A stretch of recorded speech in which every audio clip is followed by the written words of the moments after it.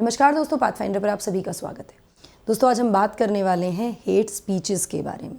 हमारे संविधान में हमें मौलिक अधिकार मिले हैं, जिसमें फ्रीडम ऑफ एक्सप्रेशन या स्पीच एंड एक्सप्रेशन का जो अधिकार है वो भी हमें मिला है, जहाँ पर अपनी बातें, अपनी चीज़ों को हम अभिव्यक्त कर सकते हैं। इसकी हमें आज़ादी दी गई है संविधान के द्वारा। पर क्या ये अधिकार एब्सोल्यूट अधिकार है और हम जो चाहते हैं वो बोल सकते हैं? नहीं, ये अधिकार एक सीमित अधिकार है जिसमें रीजनेबल रिस्ट्रिक्शंस लगाई गई हैं। किस केस में क्यों लगती हैं रिस्ट्रिक्शंस? अगर आपकी किसी बात से public law and order disturb हो रहा है तो इसको रिस्ट्रिक्ट किया जा सकता है, आप पर कार्रवाई हो सकती है। अगर ये देश की एकता अखंडता को खंडित करने का प्रयास करे तो भी कार्रवाई हो सकती है। तो basically morality, public law and order and unity and integrity of the country, they are placed above these rights. ऐसे में हेट स्पीचेस को लेकर सुप्रीम कोर्ट ने काफ़ी सख्त रवैया अपनाते हुए राज्यों को निर्देशित किया है कि वो ऐसे जो चीज़ें आती हैं, ऐसी हेट स्पीचेस जो आती हैं, उसमें सुओ मोटो एक्शन ले, क्योंकि भारत एक सेक्युलर राष्ट्र है। Now why I am talking about secular राष्ट्र हियर? धर्मनिरपेक्षता की हम बात क्यों कर रहे हैं? क्योंकि देखा गया है कई बार धार्मिक एक दूसरे को नीचा दिखाने के लिए कई बार इस तरह की स्पीचेस आती हैं समक्ष, और टारगेट किया जाता है किसी एक पर्टिकुलर कम्युनिटी को या किसी एक पर्टिकुलर रिलीजन को, जिस वजह से सुप्रीम कोर्ट ने इस बात को हाईलाइट किया। चलिए, आज हम इसी के बारे में बात करेंगे। Country secular take suo motu action against hate speeches, supreme court tells 3 state.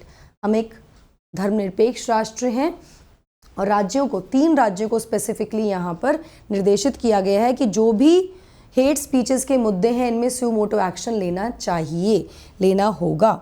Exactly क्या है, आइए इसी के बारे में बात करते हैं। बिफोर मूविंग फॉरवर्ड, आप मुझे फॉलो कर सकते हैं इन दोनों टेलीग्राम चैनल्स पर। दोस्तों, मेरी सभी क्लास की अपडेट्स, पीडीएफ्स और शेड्यूल्स के लिए अनअकैडमी ऐप पर आप मुझे फॉलो कर सकते हैं। मेरे special classes and plus courses के लिए एनरोल करने के लिए आपको सिर्फ मेरा कोड यूज़ करना है, NDLive10। चलिए, अब एक बहुत बड़ा अनाउंसमेंट। आज धनतेरस है, तो सबसे पहले आप सभी को धनतेरस की बहुत बहुत शुभकामनाएं। अब जब दिवाली है तो हमारी तरफ से आपको कुछ गिफ्ट देना बनता है, तो we are getting you additional 25% discount. आप 25% डिस्काउंट ले सकते हो मेरे कोड पर। ये दिवाली का बिगेस्ट गिव अवे होगा। पहले 300 सब्सक्राइबर्स जो प्लस सब्सक्रिप्शन 1 साल या उससे ऊपर का सब्सक्राइब करेंगे, उनको मिलेगा 25% का डिस्काउंट, और ये दिवाली की शाम तक वैलिड होगा। आपको कोड यूज़ करना है ये वाला, this is an exclusive code. Description box में आपको डिटेल्स मिल जाएंगी इस संदर्भ में, लेकिन ये सिर्फ 3 दिनों के लिए है।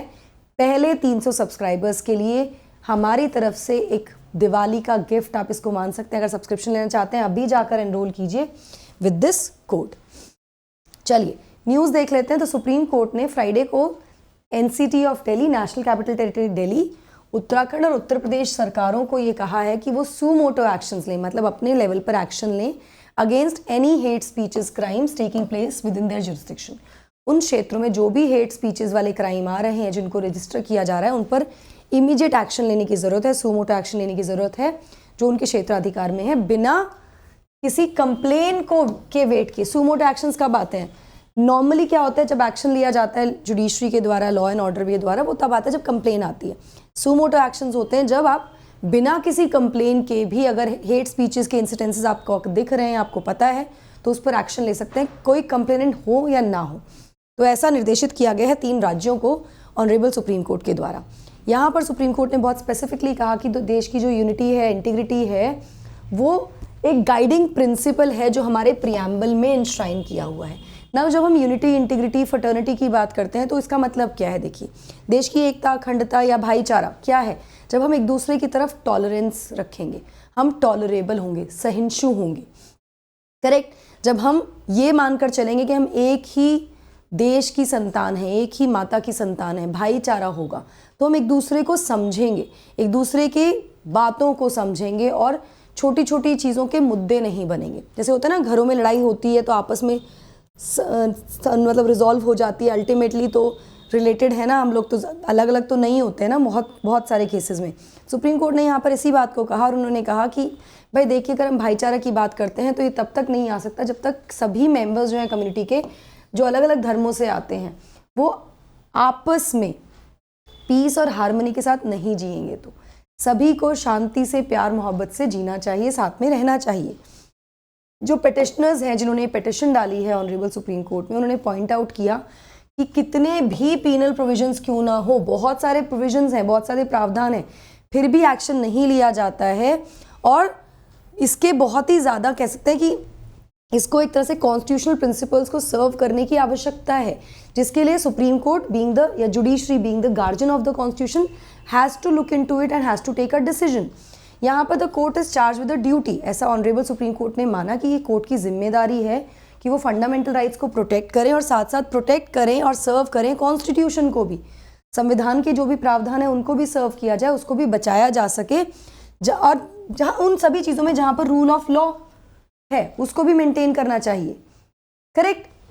तो बेसिकली पिटिशंस गई जहाँ पर कहा गया कि एक्शन नहीं लिया जा रहा है और संवैधानिक जो मान्यताएं हैं, प्रिंसिपल्स हैं, उनको सर्व नहीं किया जा रहा है। ऑनरेबल सुप्रीम कोर्ट ने ये माना कि ये कोर्ट की जिम्मेदारी है कि वो ना केवल फंडामेंटल राइट्स को प्रोटेक्ट करें बल्कि वो संविधान को भी प्रोटेक्ट और सर्व करें जहाँ पे rule of law is maintained. Bench यहाँ पर एक प्ली को हेयर कर रही थी जहाँ पे एक अर्जेंट इंटरवेंशन की बात की गई है कि जुडिशरी का एक अर्जेंट इंटरवेंशन होना चाहिए ताकि जो भी एट्रॉसिटीज़ हैं on Muslim community in India उनको रोका जा सके। एक्चुअली में क्या था इसके बारे में मैं आपको बताती हूँ अभी। इस पर सुप्रीम कोर्ट ने कहा कि आर्टिकल मतलब बेसिकली यहाँ पर पॉइंट आउट किया गया कि मुस्लिम कम्युनिटी के अगेंस्ट बहुत ज़्यादा एट्रॉसिटीज़ हो रही हैं, उनके अगेंस्ट बहुत ज़्यादा हेट स्पीचेस देखने को मिल रही हैं इन द रीसेंट पास्ट, तो उनको संभालने की या उसके लिए सुप्रीम कोर्ट को इंटरवीन करने की आवश्यकता है। यहाँ पर सुप्रीम कोर्ट ने आर्टिकल 51A के बारे में, which is a fundamental right, में कहा कि हमें एक साइंटिफिक टेम्परामेंट डेवलप करने की ज़रूरत है और अगर हम धर्म के नाम पर इस लेवल पर आ रहे हैं कि हेट स्पीचेस कर रहे हैं तो ये बहुत ही ज़्यादा ट्रैजिक है। यहाँ मैं आपको बता दूँ कि जो पिटिशनर के जो एडवोकेट हैं कपिल सिब्बल, उन्होंने एक कुछ स्टेटमेंट्स भी आइडेंटिफाई की of the BJP MP Parvesh Verma, जिसमें उन्होंने कहा कि during an event in Delhi Verma had urged not to encourage Muslim shop owners. Muslim shop owners को मतलब उनको प्रमोट करने की ज़रूरत नहीं है, एनकरेज करने की ज़रूरत नहीं है, ऐसा कहा गया है। तो स्पेसिफिकली किसी एक धर्म को टारगेट करते हुए ये स्टेटमेंट दिया गया, जिसके बाद ये पूरा का पूरा मुद्दा सुप्रीम कोर्ट पहुंचा। Now Sibal pointed out that the administration and even the apex court have not been taking any action despite multiple complaints raised in over such cases. यहाँ पर exactly will not talk about the मुद्दा, हम वो कहानी नहीं देखेंगे exactly क्या बोला गया क्या नहीं बोला गया, will majorly focus on what supreme court should do या what other thing that has to be taken care of by the government and the judiciary of the country. यहाँ पर यही हाईलाइट किया गया कि इतने सारे इस तरह के जो मुद्दे हैं, इस तरह के जो कंप्लेंट्स हैं, केसेस हैं, वो सुप्रीम कोर्ट भी जाते हैं, उनकी कंप्लेंट्स भी होती हैं, ना तो प्रशासन ना ही कोर्ट फिलहाल इस पर एक्शन ले रहा है, except for asking for status report, कि केवल क्या होता है कि जब ऐसे मुद्दे जाते हैं तो स्टेटस रिपोर्ट मांगी जाती है, ऐसा कहा गया। यहाँ पर उन्होंने आगे कहा कि silence certainly is not an answer, not on our part, not on the court's part. तो ऐसे चीज़ों में साइलेंट होना, शांत हो जाना, कुछ ना बोलना is not a solution, neither from the judiciary side not from the people side. ना जो नागरिक हैं जो टारगेट हो रहे हैं उन लोगों की तरफ से भी ये बात कही गई। नाउ जस्टिस रॉय ने कहा कि स्टेटमेंट्स जो भी स्टेटमेंट इस तरह की दी जाती हैं वो काफ़ी डिस्टर्बिंग है, ये बिल्कुल सही नहीं है। स्पेशली हमारा देश जो कि एक ऐसी लोकतांत्रिक देश है जो रिलीजन न्यूट्रल माना जाता है, धर्म निरपेक्ष माना जाता है, तो ऐसे में इस तरह के स्टेटमेंट्स को बिल्कुल भी इनकरेज नहीं किया जा सकता। ये काफ़ी ज़्यादा डिस्टर्बिंग स्टेटमेंट्स हैं। यहाँ पर ऑनरेबल कोर्ट ने कहा कि जो स्टेटमेंट है वो किसी एक कम्युनिटी के अगेंस्ट ही आ रही हैं जो कोर्ट के नोटिस में आती हैं, और इसकी वजह से apex court can not be seen as a institution to target anyone. तो एपेक्स कोर्ट किसी एक कम्युनिटी को टारगेट करने वाले इंस्टीट्यूशन की तरह नहीं प्रोजेक्ट कर सकता अपने आप को। पिटिशनर यहाँ पर जो उनकी जो मंशा है या पिटिशन जो आई है वो इसलिए आई है कि वो चाहते हैं कि कोर्ट सेंटर को और स्टेट गवर्नमेंट्स को डायरेक्ट करें, डायरेक्शन दे कि वो इंडिपेंडेंट और इम्पार्शल इंक्वायरीज या प्रोब इनिशिएट करें इस तरह के जो भी हेट क्राइम्स या हेट स्पीचेस के इंस्टेंसेस हैं उसमें, एंड इनिशिएट करें action under unlawful activities prevention act, UAPA के अंडर भी, या फिर और जो भी कानून है हमारे देश में उन सभी के अंडर इस जो भी रेगुलेशंस हैं जो रेगुलेट करती हैं इस तरह के मुद्दों को, यहाँ पर स्टेट और केंद्र सरकारें केंद्र सरकार और राज्य सरकारें अपने लेवल पर इनिशिएट करें इंक्वायरीज को और ऐसे मुद्दों को कम से कम करने का प्रयास किया जाए, इन पर एक्शन लिया जाए। बेसिकली यही इनका उद्देश्य था। नाउ क्योंकि अनलॉफुल एक्टिविटीज़ प्रिवेंशन एक्ट की बात हुई है, यूएपीए, तो हम यूएपीए के बारे में डिटेल में समझ लेते हैं। यहाँ पे ये 1967 में पास किया गया था, जिसका उद्देश्य था कि जो भी अनलॉफुल एक्टिविटीज़ हैं इन एसोसिएशंस हैं उनको प्रिवेंट किया जा सके भारत में। ठीक है, उसके बाद 2004 में इसमें संशोधन किया गया और टेररिस्ट एक्ट को इसमें इंक्लूड किया गया। नाउ 1967 में terrorist act was not included, लेकिन इसको इंक्लूड किया 2004 के अमेंडमेंट के द्वारा, जिसमें list of offences to ban organisations for terrorist activities, इसमें जो भी ऑर्गेनाइजेशन जो टेररिस्ट एक्टिविटीज जो भी आतंकवादी गतिविधियां उसमें संलग्न होती हैं उनको बैन करने की बात भी की गई यूएपीए के अंडर, जिसमें 34 आउटफिट को बैन भी किया गया। इस तरह की जो ऑर्गेनाइजेशन थी उनको बैन भी किया गया है। अंडर यूएपीए इन्वेस्टिगेशन एजेंसी क्या कर सकती है, एक चार्जशीट फाइल कर सकती है with in the period of 180 days, 180 दिन मैक्सिमम में चार्जशीट फाइल की जाती है, जिसके बाद अरेस्ट होती हैं और ड्यूरेशन को एक्सटेंड किया जा सकता है आफ्टर इंटीमेटिंग द कोर्ट।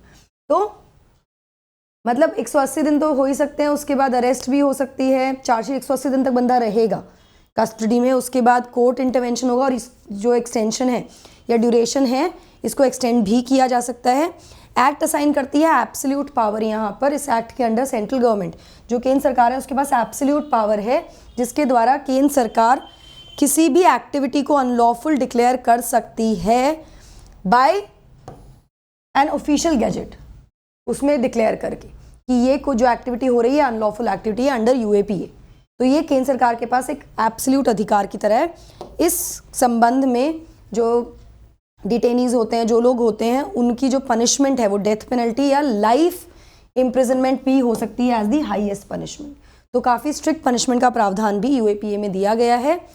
अगस्त में पार्लियामेंट ने क्लियर किया था यूएपीए प्रिवेंशन अमेंडमेंट बिल 2019, जिसमें डेजिग्नेट किया गया इंडिविजुअल्स को as terrorist on certain grounds provided in the act. ठीक है, इसमें प्रिवेंशन अमेंडमेंट बिल जो आया था उसमें भी कुछ लोगों को टेररिस्ट डेजिग्नेट करने का एक तरह से अधिकार मिल गया है कुछ ग्राउंड्स पे जो एक्ट्स में दिए हुए हैं। तो काफ़ी स्ट्रिक्ट एक्शन यहाँ पर अंडर यूएपीए लिया जा सकता है इस तरह के इश्यूज में, जिसको लेकर पिटिशनर सुप्रीम कोर्ट गए भी हैं। Now the provisions of this act apply also to citizens of India outside India. ये केवल भारत में रहने वाले नागरिकों पर तक ही सीमित नहीं है। अगर कोई देश का नागरिक बाहर रह रहा है और फिर वो इस तरह की चीज़ों में इन्वॉल्व है तो उस पर भी ये लागू होते हैं प्रावधान एक्ट के। Person in the service of government wherever they may be, जो भी सरकारी विभाग में कार्यरत लोग हैं कहीं पर भी वो हो उन पर एप्लीकेबल होगा। Person on ship aircraft registered in India wherever they may be, कोई भी व्यक्ति जो शिप पर या एयरक्राफ्ट में है जो भारत में रजिस्टर्ड है वो कहीं पर भी हो तो ये उन पर भी लागू होगा। तो ये एक्सक्लूसिव नहीं है केवल भारत में रहने वाले लोगों के लिए। अगर वो कहीं ट्रैवल भी कर रहे हैं किसी जॉब की वजह से, अगर वो इस तरह की एक्टिविटीज़ में संलग्न हैं तो उन पर भी इस एक्ट के प्रावधान लागू होंगे।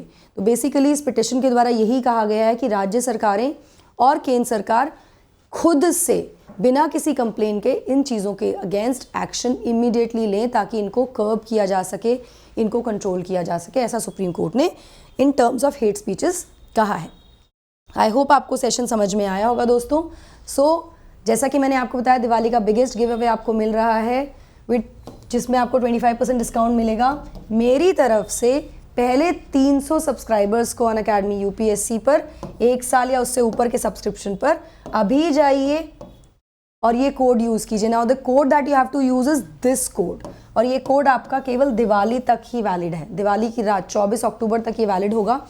डिस्क्रिप्शन बॉक्स में डिटेल्स गिवन है, अभी जाकर एनरोल कर लीजिए। गेट द बेस्ट डिस्काउंट, हमारी तरफ से गिफ्ट समझिए दिवाली का।